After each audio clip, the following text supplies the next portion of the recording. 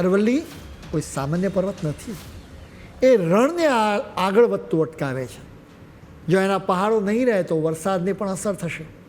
એટલે જ સીધા લોકોના જીવની સાથે જોડાયેલો આ મામલો છે. માઇનિંગ માફિયાઓના નફા માટે લોકોની આસ્થાને પણ કચડી નાખવામાં આવી રહી છે. આ મામલે સરકારી અધિકારીઓ ચાલાકી રમી ગયા. તેમને આ મામલે ઉકેલ લાવવા માટે કહેવામાં આવ્યું હતું. માઇનિંગ માફિયાઓએ આ અધિકારીઓને કેટલા રૂપિયા ખવડાવ્યા હશે એની તપાસ થવી જોઈએ. ઈડી આ મામલે તપાસ કરે તો જાણકારી બહાર આવે.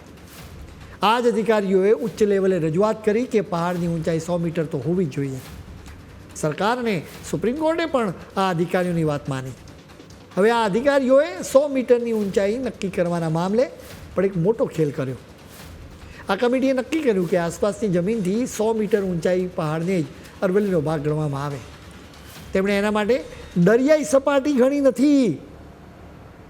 રેલવે દરિયાઈ સપાટીથી જ ઊંચાઈ માપે છે. આખી દુનિયા એમ કરે છે, કેમ કે આખી દુનિયામાં વોટર લેવલ એક જ સરખું હોય. જો ખરેખર રીતે 100 મીટરની ઊંચાઈ ગણી લેવામાં આવી હોત તો અરવલ્લી પર્વતમાળામાંથી એક પણ પથ્થર કોઈ કાઢી શક્યું ન હોત. હવે અરવલ્લી પર્વતમાળામાંથી જબરજસ્ત માઇનિંગ કરવામાં આવશે.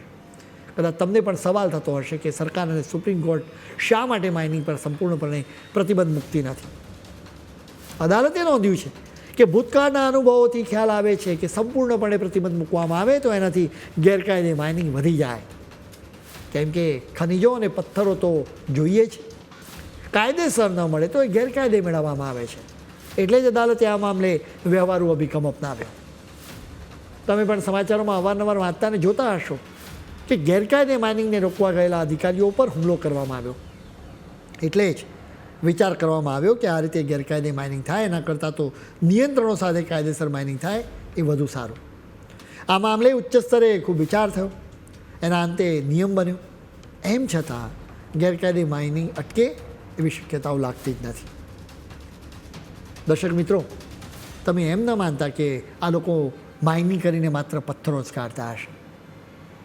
અને ચોક્કસ અહીંથી જ માર્બલ, લાઇમસ્ટોન, સેન્ડસ્ટોન, ગ્રેનાઇટ અને રોક ફોસ્ફેટ પણ કાઢવામાં આવે છે.